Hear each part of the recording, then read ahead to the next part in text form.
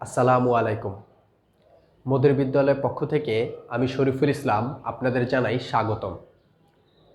আজকে আমরা শিখব হিসাব বিজ্ঞান তৃতীয় পত্রের দ্বিতীয় অধ্যায়, অংশীদারি ব্যবসায় হিসাব।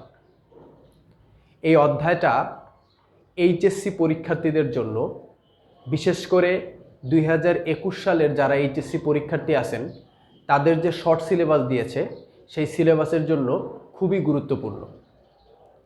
আজকের এই ক্লাসটা দিয়ে আমরা অংশীদারি ব্যবসায় হিসাবের একদম বেসিক ক্লাস দিয়ে শুরু করছি। প্রথম যে জিনিসটা আমাদের জানতে হবে সেটা হলো অংশীদারি ব্যবসায় কি।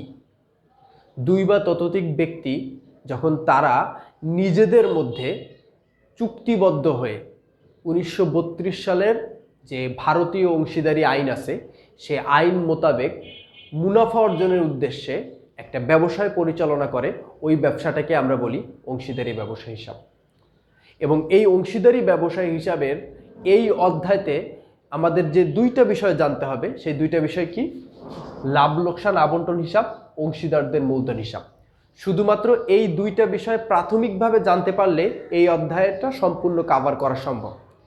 তো প্রথম যে অংশটা, এই অংশটা আমরা আলোচনা করব লাভ লোকসান আবন্টন হিসাব। তো চলুন আমরা প্রথমে ছকটা সম্পর্কে একটা ধারণা নিয়ে নিই। আমরা একটা দুইটা, এই পাশে দুইটা টাকার ঘর, এই পাশে দুইটা টাকার ঘর দিয়ে আমরা অঙ্কটা শুরু করব। এবং এই পাশে ডেবিট পাশে, এই যে ডেবিট পাশে বিবরণে একটা ঘর রাখবো এবং ক্রেডিট পাশে বিবরণে একটা ঘর রাখবো। এবং এই ডেবিট পাশে অংশীদারি ব্যবসা হিসাবের যত খরচগুলো আছে সেই খরচগুলো এখানে আসবে। এবং যে আয়গুলো আছে সেই আয়গুলো মূলত আমাদের এই ক্রেডিট পাশে আসবে। এখন এটা বোঝার আগে আমাদের ভালো মতন, আমি একটু বারবার বলতেছি, এই দুটো নাম কিন্তু একটু ভালো মতন মাথায় রাখতে হবে। একটা হলো লাভ লোকসান আবন্টন হিসাব, একটা হচ্ছে অংশীদারদের মূলধন হিসাব। প্রথমে আপনাকে লাভ লোকসান আবন্টন হিসাবই করতে হবে, কারণ লাভ লোকসান আবন্টন হিসাব না করে কখনোই অংশীদারদের মূলধন হিসাব করা যায় না। তো আমরা লাভ লোকসান আবন্টন হিসাবে ছক সম্পর্কে ধারণা নিলাম। এবার আমরা এর ভিতরে কি লেখা আছে এইটা সম্পর্কে একটু ধারণা নিব এবং এটা সম্পর্কে আমরা একটু বুঝে বুঝে মাথায় রাখার চেষ্টা করব যে ডেবিট সাইডে কোন জিনিসগুলো আসবে এবং ক্রেডিট সাইডে কোন জিনিসগুলো আছে, এই স্ট্রাকচারটা একটু মাথায় রাখবো। তো প্রথমে আমরা একটু দেখি, প্রথমে আমরা লিখেছি অংশীদারদের মূলধন হিসাব। এখন প্রথমেই প্রশ্ন আসতে পারে যে স্যার এখানে আপনি অনেক জায়গায় এটা লিখছেন, অংশীদারদের মূলধন হিসাব, অংশীদারদের মূলধন হিসাব, অংশীদারদের মূলধন হিসাব, এগুলো কেন লিখছেন? এগুলো হচ্ছিল শিরোনাম।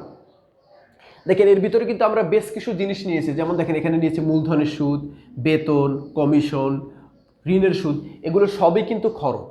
কিন্তু এই প্রতিটা খরচ নেওয়ার আগে আমরা কি করেছি, এই খরচের উপরে একটা টাইটেল দিয়ে দিয়েছি।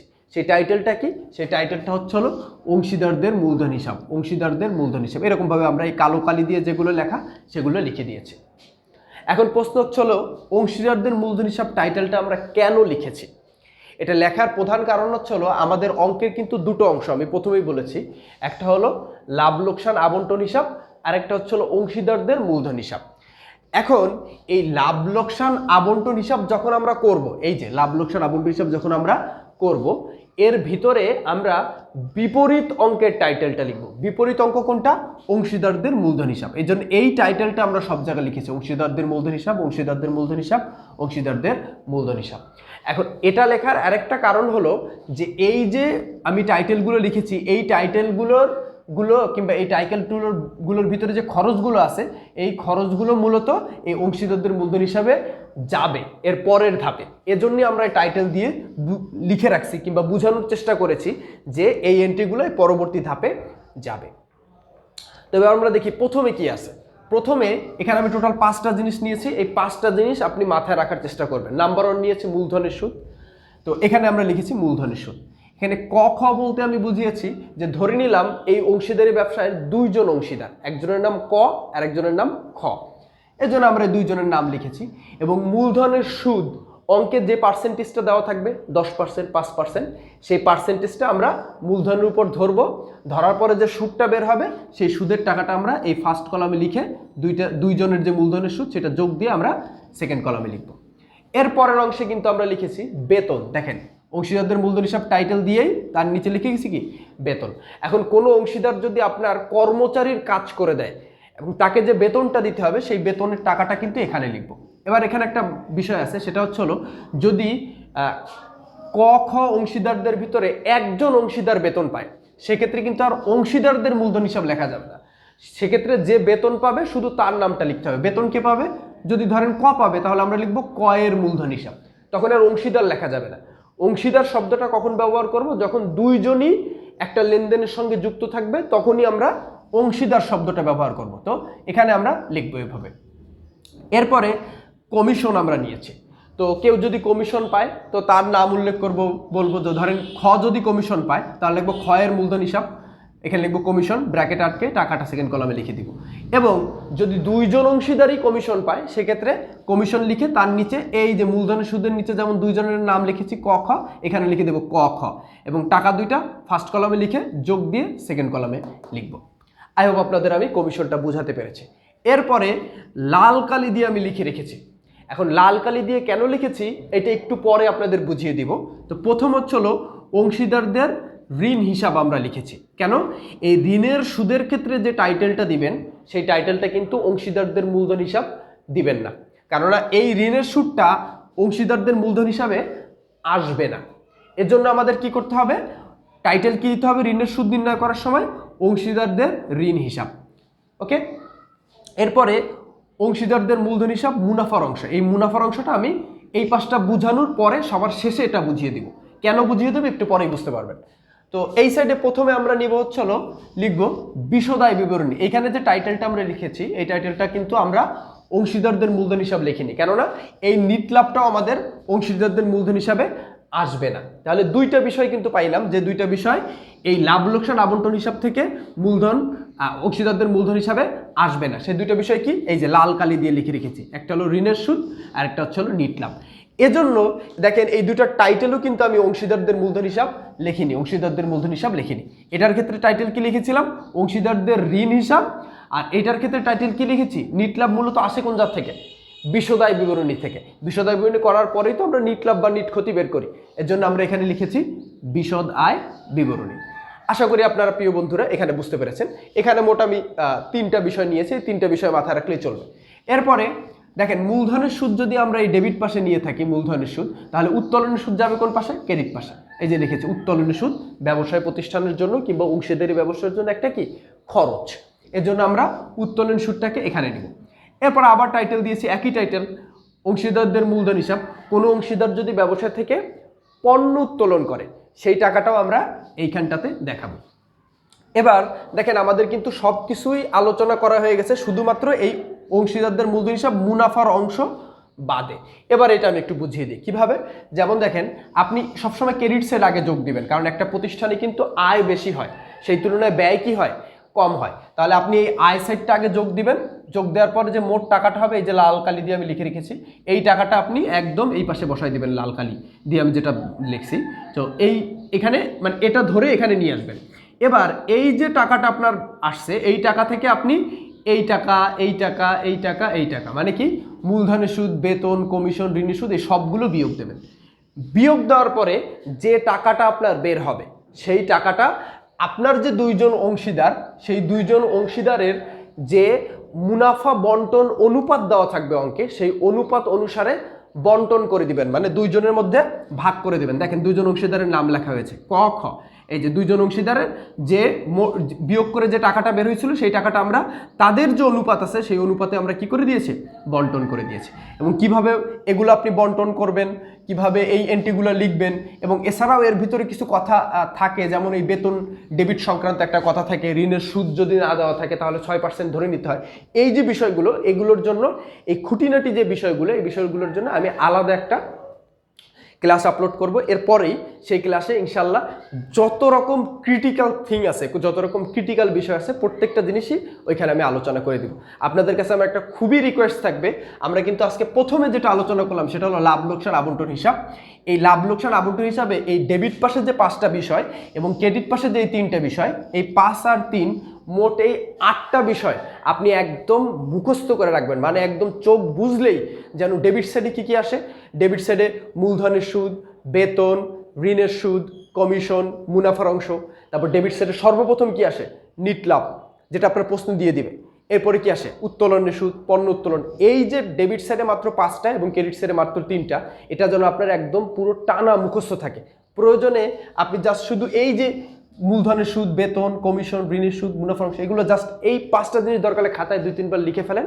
ইনশাল্লাহ আমি আপনাকে প্রমিস করতেছি সামনের ক্লাসগুলো করলে অংশীদারি ব্যবসায়ী হিসাবের এই অধ্যায়ের অঙ্কে কোনো সমস্যা থাকবে না। তো চলুন এবার আমরা অংশীদারদের মূলধন হিসাবটা শিখে নেই। অংশীদারদের মূলধন হিসাব খুবই সহজ। কেন বললাম খুবই সহজ? কেননা এই অংশীদারদের মূলধন হিসাবটা আপনি জাস্ট খালি একটা কাজ করলেই পারবেন। আমি যখন আমার স্টুডেন্টদের পড়াই ওদের মজা করে বলি যে তোমরা হাত যদি এরকম করতে পারো তাহলে তোমরা এই অংশীদারদের মূলধন হিসাবটা পারবে। কিন্তু এর আগে প্রথম শর্ত হচ্ছে হলো লাভ লোকসান আবন্টন হিসাব খুবই নির্ভুলভাবে করতে হবে। আমি যে ডেবিট পাশে 5টা নিয়ম লিখে রেখেছি এবং ক্রেডিট সাইডে যে 3টা নিয়ম লিখে রেখেছি, এটা একদম মাথায় রাখতে হবে এবং খুব ভালো মতন ক্যালকুলেশন করা শিখতে হবে। এবং এটা পারার পরেই আমরা অংশীদারদের মূলধন হিসাবে চলে যাব। এটা হচ্ছে হলো এই অঙ্কের দ্বিতীয় ধাপ। তো অংশীদারদের মূলধন হিসাবে আমরা প্রথমে দেখি ছকটা আমরা কিভাবে আঁকিয়েছি।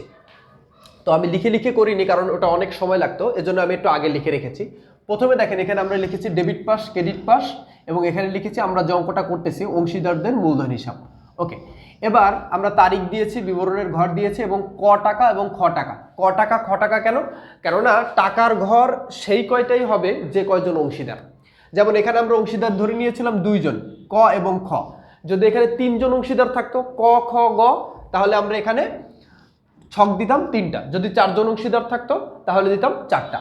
তো 2 জন অংশীদার, 2টো টাকার ঘর, ডেবিট পাশেও 2টো টাকার ঘর, ক্রেডিট পাশেও 2টো টাকার ঘর, একটা বিবরণ ঘর, একটা তারিখের ঘর। একদম সিম্পল।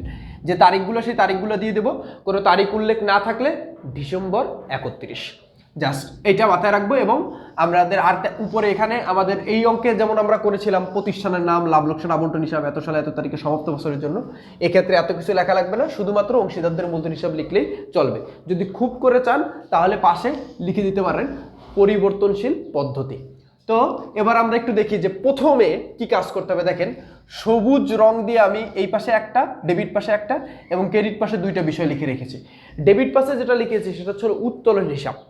আপনার ব্যবসায় যদি দেখেন এখানে কিন্তু এসেছিল উত্তোলনের সুদ, কিন্তু এখানে কিন্তু উত্তোলন আসেনি। উত্তোলনটা আসবে কোথায়? অংশীদারদের মূলধন হিসাবে। আপনার অঙ্কে যদি কোথাও এমন থাকে যে কোনো অংশীদার বা 2 জন অংশীদারি বা যে কয়জন অংশীদার থাকবে সবাই উত্তোলন করেছে, যে নগদ টাকাটা তার উত্তোলন করেছে সেই উত্তোলনের টাকাটা আপনারা সবসময় ডেবিট পাশে নেবেন। এই যে ডেবিট পাশে অংশীদারদের মূলধন হিসাব, উত্তোলন হিসাব লিখে যদি 2 জন অংশীদারি উত্তোলন করে এবং যত টাকা উত্তোলন করছে সেই টাকাটা এখানে আপনি লিখে দিবেন। এবং তারিখ যদি উল্লেখ না থাকে তাহলে ডিসেম্বর 31। এরপরে দেখেন ক্রেডিট পাশে আমরা 2টা বিষয় লিখছি, একটা লিখেছি ব্যালেন্স বিডি আর একটা লিখেছি নগদান হিসাব। এখন প্রশ্ন হচ্ছে হলো ব্যালেন্স বিডি কি? বিডি অর্থ ব্রড ডাউন। ব্রড ডাউন মানে কি?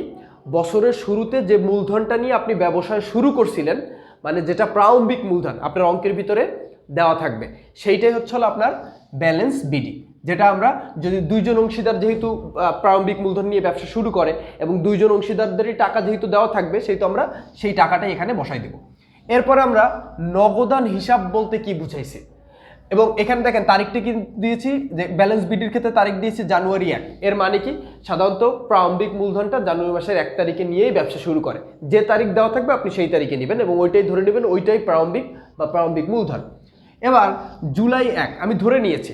অতিরিক্ত মূলধন যদি কেউ কারবারে প্রদান করে, কোনো অংশীদার যদি ব্যবসায়ে মূলধন বাদেও অতিরিক্ত মূলধন দেয়, সেই মূলধনটা আপনি এখানে লিখবেন। যেমন আমি এখানে ধরে নিয়েছি ক অতিরিক্ত মূলধন দিয়েছে, সেই তো আমরা ক যত টাকা অতিরিক্ত মূলধন দিবে সেই টাকাটা আমরা ক এর ঘরে লিখব।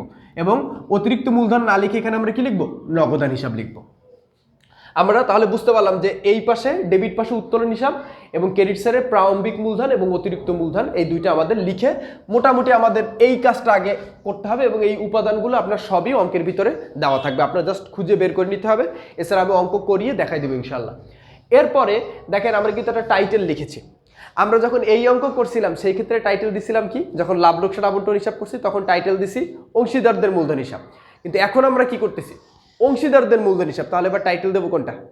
বুঝতে পারতেছেন যে লাভ লোকসান আবন্টন হিসাব। যে অঙ্ক করছি তার বিপরীত টাইটেল। তাহলে করতেছি অংশীদারদের মূলধন হিসাব, দেখেন এই জন্য ডেবিট পাশেও আমি টাইটেল দিয়েছি লাভ লোকসান আবন্টন হিসাব ওই অঙ্কের, এবং ক্রেডিট সাইডেও টাইটেল দিয়েছি লাভ লোকসান আবন্টন হিসাব যেটা ওই পাশে। তো টাইটেল দেওয়ার পরে এরপরে যে জিনিসটা বলেছিলাম যে হাতটা এরকম করতে হবে, এর মানে হচ্ছে হলো লাভ লোকসান আবন্টন হিসাবের ডেবিট পাশের গুলো অংশীদারদের মূলধন হিসাবের ক্রেডিট পাশে আসবে, এবং লাভ লোকসান আবন্টন হিসাবের ক্রেডিট পাশের গুলো অংশীদারদের মূলধন হিসাবের ডেবিট পাশে আসবে। সিম্পল, আমি দেখাই দিই।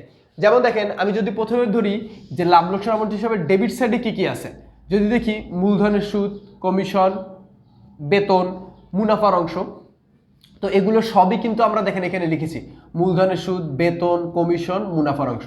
শুধু একটা জিনিস নেইনি, সেটা কি? ঋণের সুদ।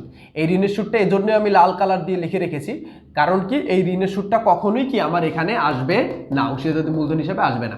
শুধুমাত্র ঋণের সুদ এবং এই নিট লাভ, এই দুইটা কখনোই কি আমাদের অংশীদারদের মূলধন হিসাবে আসবে না, এ বাদে বাকি সব কিছুই আসবে। তাহলে আমরা এই ডেবিট সাইডের গুলো অংশীদারদের মূলধন হিসাবে ক্রেডিট সাইডে নিয়েছি। এবার দেখি লাভ লোকসান আবন্টন হিসাবে ক্রেডিট সাইডে কি কি আছে। নিট লাভ তো আসবে না, লাল লাল কালার দিয়ে লিখে রেখেছি। এটা বাদে বাকি কি আছে?